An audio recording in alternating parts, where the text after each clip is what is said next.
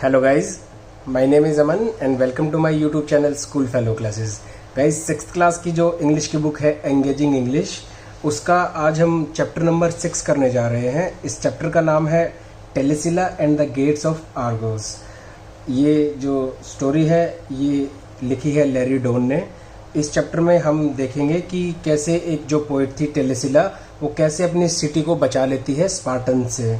तो एक वॉर की कहानी है, हीरोइज्म है, लड़ाई है, तो काफ़ी इंटरेस्टिंग होने वाली है। तो चलिए फटाफट से इसको स्टार्ट करते हैं। देखिए क्या बोलता है चैप्टर स्टार्ट होने से पहले। Are heroes just ordinary people who behave extra ordinarily in difficult situation. क्या हीरोज वो आदमी या वो साधारण या वो ऑर्डिनरी पीपल होते हैं जो डिफ़िकल्ट सिचुएशन में एक्स्ट्रा ऑर्डिनरी बिहेव करते हैं। Greek legends are filled with stories of men and women showing exceptional courage and strength. Greek की जो स्टोरीज हैं, ग्रीक की जो लेजेंड्स हैं, वो ऐसी स्टोरीज से भरी पड़ी हुई हैं जिसमें आदमी और औरतों ने एक बहुत ही साहस और स्ट्रेंथ दिखाया है। एक्सेप्शनल करेज का प्रदर्शन वहाँ पर उन्होंने किया है। Read this story about Telesilla a poet. Telesilla के बारे में ये स्टोरी है जो कि क्या है, एक पोएट है। Who saved her city from being destroyed? जिसने कि अपनी सिटी बचा ली थी तबाह होने से। कैसे बचाई, कैसे लड़ाई हुई, वो हम चैप्टर में बात करेंगे।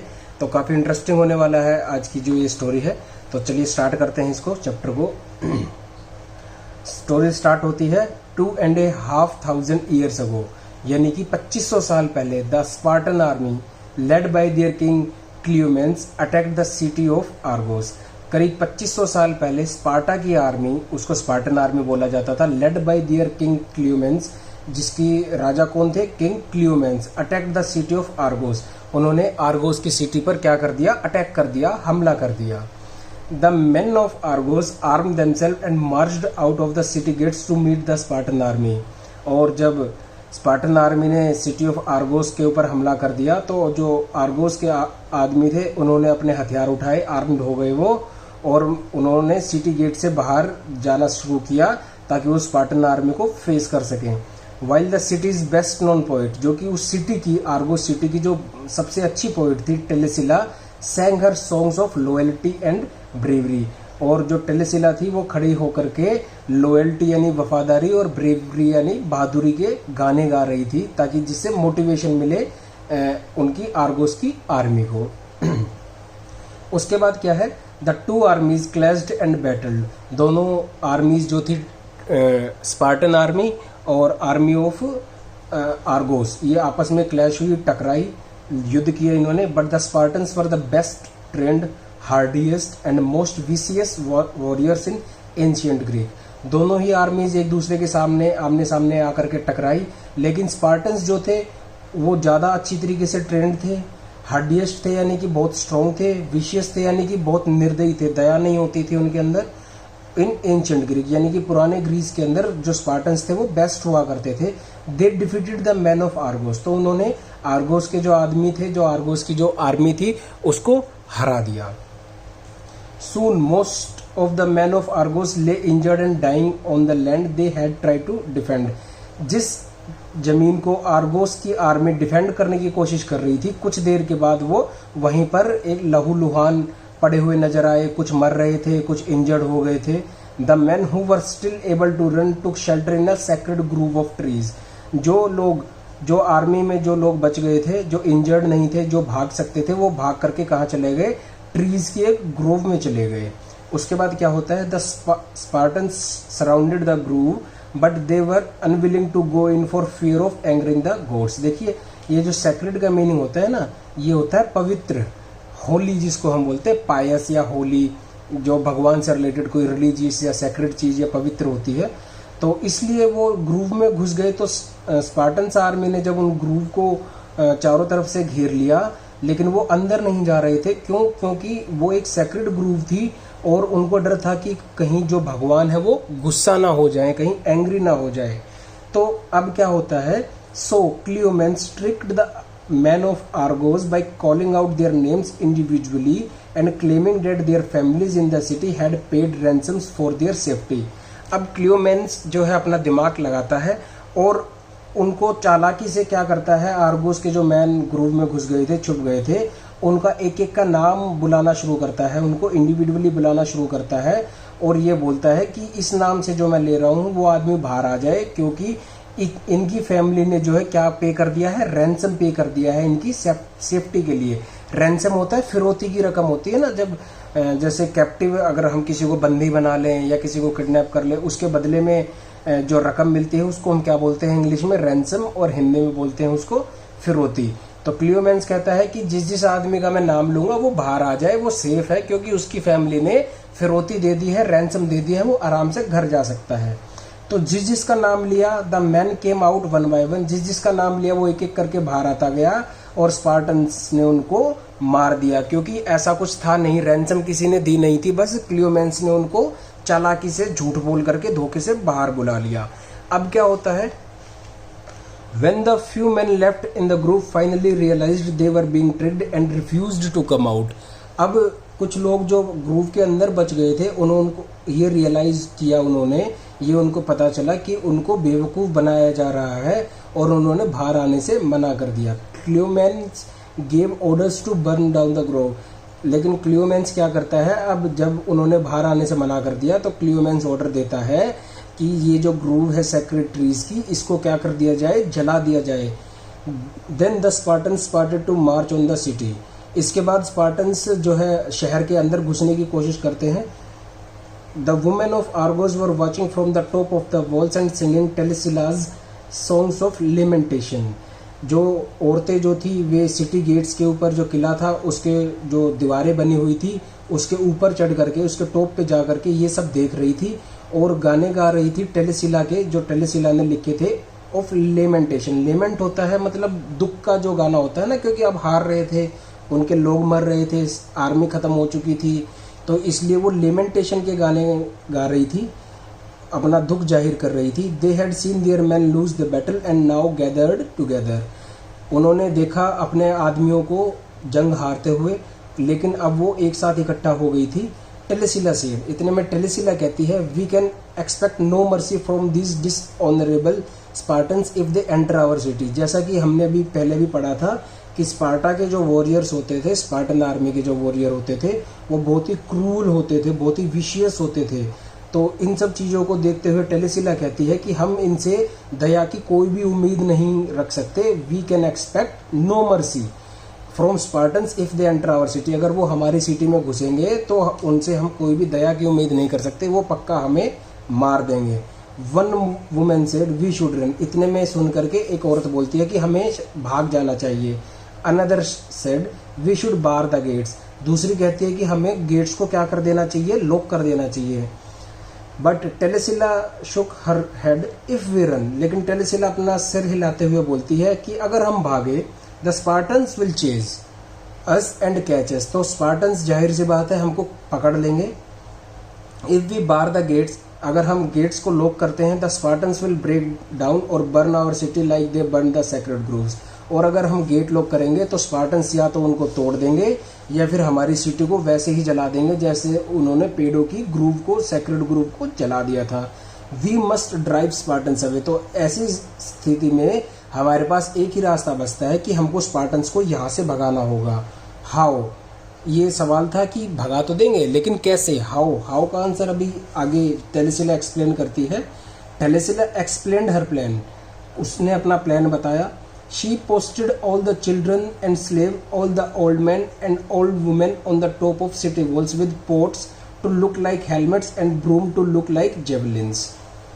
देखिए उन्होंने क्या किया, टेलिसिला ने क्या प्लान बनाया, जितने भी बच्चे थे, जितने भी स्लेव्स थे यानी कि दास थे, जितने ओल्ड मैन यानी बूढ़े थे, बूढ़ियाँ थी, तो उसने उनको क्या किया, जहाँ पर जो सिटी की जो वॉल थी उनके टॉप पर उनको वो ले करके गई और उनके सिरों में बर्तन पहना दिए हेलमेट की शेप के, ताकि वो हेलमेट दिखाई दे। और झाड़ुओं को उसने किसकी तरह यूज़ किया, जेवलिन की तरह यूज़ किया। जेवलिन एक हथियार होता है, भाले टाइप में होता है।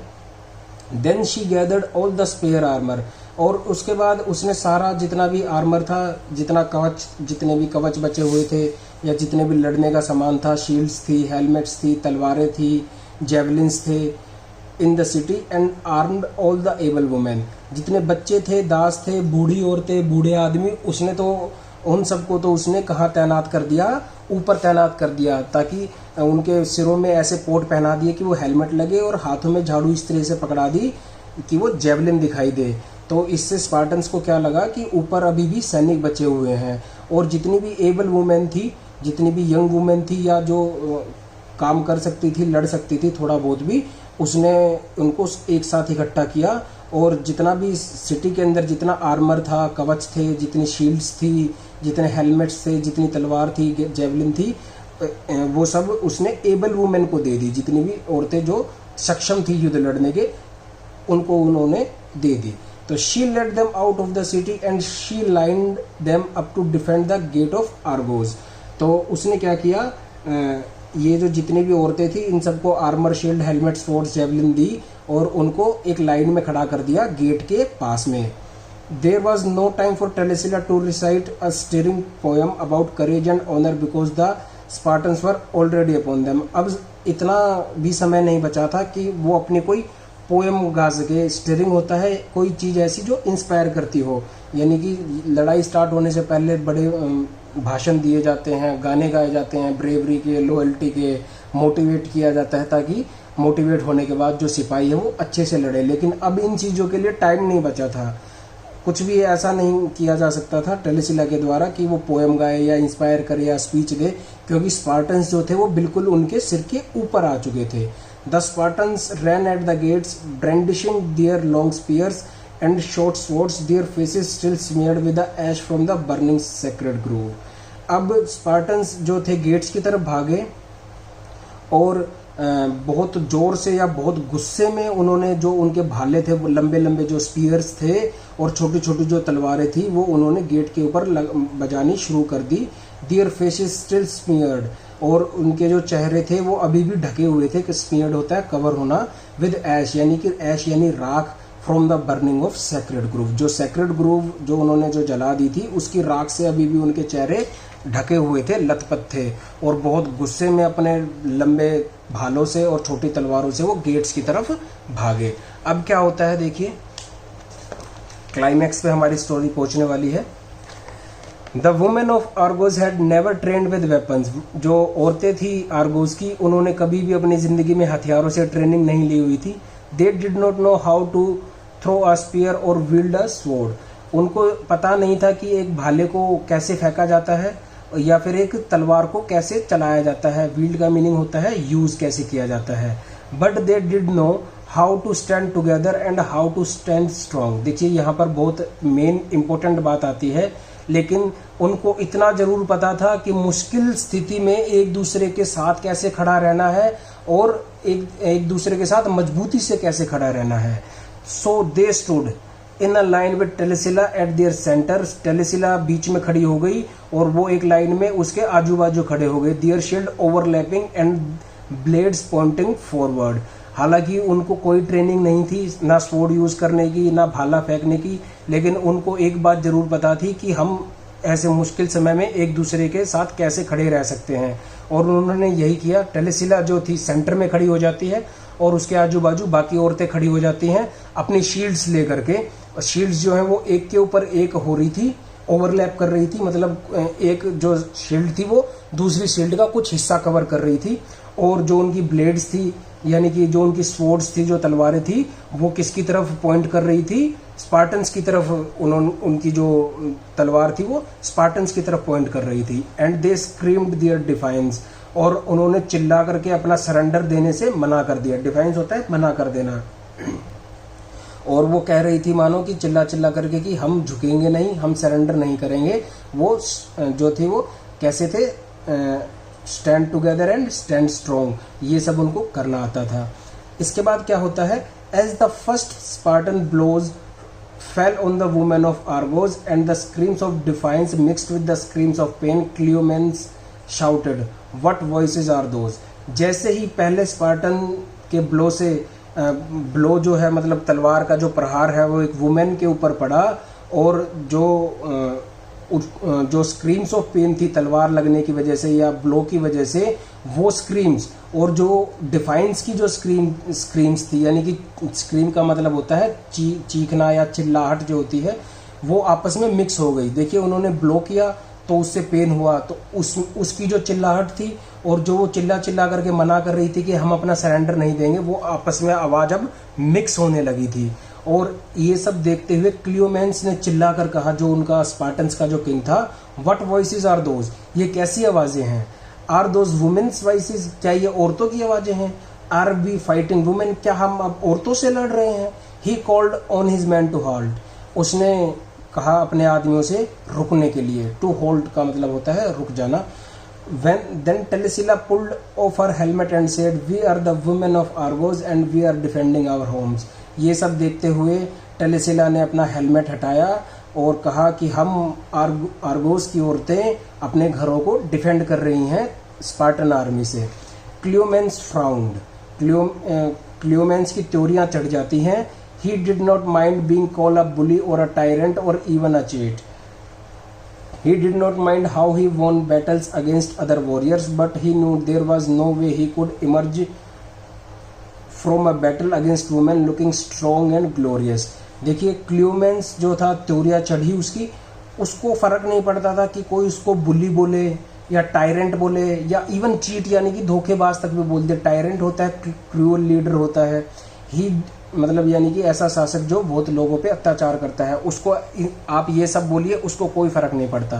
ही did not mind how he won battles against other warriors, उसको इस बात से भी फर्क नहीं पड़ता कि उसने जो पहले जो युद्ध लड़े थे दूसरे वॉरियर्स के खिलाफ, वो उसने कैसे जीते, यानी कि बल से जीते या छल से जीते, चीट से जीते, उसको इन बातों से भी कोई फर्क नहीं पड़ता था। लेकिन उसको एक बात पता था कि ऐसा कोई भी रास्ता नहीं है कि वो ऐसी औरतों के खिलाफ लड़ाई लड़के जीत जाए जो कि कैसी लग रही हैं, स्ट्रोंग और ग्लोरियस लग रही हैं। यानी कि उन औरतों के चेहरे के ऊपर कोई भय नहीं था, वो एक साथ खड़ी हुई थी, एक दूसरे के साथ खड़ी हुई थी और बहुत स्ट्रोंगली खड़ी हुई थी और चिल्ला करके वो अपना सरेंडर देने से मना कर रही थी। तो ये सब देख करके क्लियोमेंस को लगता है कि ऐसी औरतों के साथ वो कभी भी एक बैटल नहीं जीत सकता। इफ ही बीट देम, अगर इसने वैसे तो जीत नहीं सकता, और अगर क्लियोमेंस सोचता है कि अगर मैंने हरा भी दिया तो no one would respect me it as a serious victory, तो कोई भी इसको एक सीरियस विक्ट्री की तरह नहीं लेगा। अगर हार गया तो बेइज्जती बहुत ज्यादा हो जाएगी, और अगर जीत भी गया तो कोई ये नहीं बोलेगा कि आपने बहुत बड़ा युद्ध जीत लिया, क्योंकि सिंपल वो औरतें थी। तो ये दोनों तरफ से क्लियोमेंस के लिए क्या थी, एक लूज सिचुएशन थी, विन विन सिचुएशन नहीं थी। अब देखिए क्या होता है। So he ordered his man to step back, तो इतना सब देखते हुए, इतना सब सोचने के बाद उसने अपने जो आदमी थे उनको पीछे हटने का आदेश दिया। And he led them away from the city of Argos, और उनको ले गया सिटी ऑफ आर्गोस से दूर। Telesilla led the women of Argos back through the gates, और टेलेसिला जो थी वो अपनी जो औरतों की जो आर्मी थी उसको वापस ले गई गेट्स के थ्रू सिटी के अंदर। As Cleomenes marched his man towards Sparta, जैसे ही क्लियोमेंस अपने आदमियों के साथ, अपनी आर्मी के साथ स्पार्टा कंट्री अपने वापस जा रहे थे स्पार्टा में, ही ब्लेम्ड हिज फेलियर, उसने ब्लेम किया अपने फेलियर को। To take Argos on the gods he would annoyed when he burn the sacred groups, और वो अपना फेलियर सोचता है कि ये मैं जो है लड़ाई क्यों हार गया, क्योंकि आर्गोस के गोड को हमने गुस्सा कर दिया, एनॉय कर दिया, जब हमने जो ट्रीज का जो सेक्रेड ग्रुप था उसको जलाया। बट द ऐसा वो सोचता है, कौन सोचता है, क्लियोमेंस सोचता है। लेकिन होता क्या है असलियत में, but the people of Argos knew who had saved them, ये बात अब आप भी जान गए होंगे और आर्गोस के लोग भी जानते थे कि उनको भगवान ने नहीं बचाया है। मतलब भगवान अनोय होकर के, ऐसा नहीं हुआ कि भगवान अनोय हो गए और इसलिए स्पार्टन्स वापस चले गए, ऐसा नहीं हुआ। आर्गोस के लोग जानते थे ये सब टेलेसिला की वजह से हुआ, जो टेलेसिला ने जो सबको इकट्ठा किया उनकी वजह से ये हुआ। They put up a marble statue to Telesilla, a statue of women with books at her feet and warrior's helmet in her hand. उसके बाद टेलेसिला का मार्बल का एक स्टेचू बनाया गया, एक मूर्ति बनाई गई, एक ऐसी औरत उसमें स्टैचू में दिखाया गया कि जिसके हाथों में तो किताबें हैं, सॉरी पैरों पे तो किताबें हैं, पैरों में किताबें हैं, और सिर के जो उसका जो हाथ है उसमें क्या है, एक वॉरियर का हेलमेट है, वॉरियर का हेलमेट है। A statue to celebrate a women who knew the power of the word and the power of the sword. वो स्टैचू जो है इस चीज को हमेशा याद दिलाता रहेगा कि एक ऐसी वुमेन भी थी जो मतलब वर्ड्स की पावर भी जानती थी और स्वॉर्ड की पावर भी जानती थी, यानी कि तलवार का यूज, तलवार की पावर के बारे में भी वो जानती थी और वर्ड की पावर के बारे में भी जानती थी। वर्ड की पावर उसकी हमको कहाँ देखने को मिलती है, देखिए जब हमने ये पढ़ा था ना कि Telesilla sang her songs of loyalty and bravery. जब वो एक पोएट थी, जब उसकी आर्मी जिंदा थी तो उसने मोटिवेट किया, लॉयल्टी के गाने गाए, ब्रेवरी के गाने गाए। लेकिन जब उसकी आर्मी मर जाती है तब उसको ये पता था कि अब सॉन्ग से या पोएम से काम नहीं चलेगा, अब तलवार से काम चलेगा, तो उसने तलवार भी उठा ली। और ऐसे ही लोगों को असली हीरो कहा जाता है। जो टेलेसिला थी एक ऑर्डिनरी वुमेन थी, लेकिन डिफ़िकल्ट सिचुएशन में उसने बहुत एक्सेप्शनल करेज और ब्रेवरी का इंट्रोडक्शन दिया, तो इसलिए उसका एक स्टैचू बनाया गया। एक ऐसी औरत को हम सेलिब्रेट करते हैं उसके स्टैचू को देख करके जो दोनों ही चीज़ की पावर के बारे में जानती थी, power of the word and the power of the sword. तो ये स्टोरी थी टेलेसिला के बारे में। आई होप कि आपको अच्छे से समझ में आई होगी। काफ़ी इंटरेस्टिंग स्टोरी थी, काफ़ी कुछ सीखने को मिलता है, काफ़ी इंस्पिरेशन मिलती है। तो चलिए आज की इस वीडियो में यही था, और मेक श्योर कि अगर आपको वीडियोस अच्छे लग रहे हैं तो आप चैनल को सब्सक्राइब कर सकते हैं, मेरी वीडियोस को औरों के साथ शेयर कर सकते हैं। नेक्स्ट वीडियो में मिलेंगे। नेक्स्ट वीडियो में हम एक पोएम करेंगे जिसकी पोइट हैं सरोजिनी नायडू, तो ये भी काफ़ी इंटरेस्टिंग होने वाला है। तो चलिए फिर मुलाकात होगी नई वीडियो के साथ। तब तक के लिए आप अपना ख्याल रखिएगा। Good bye and thanks for watching this video.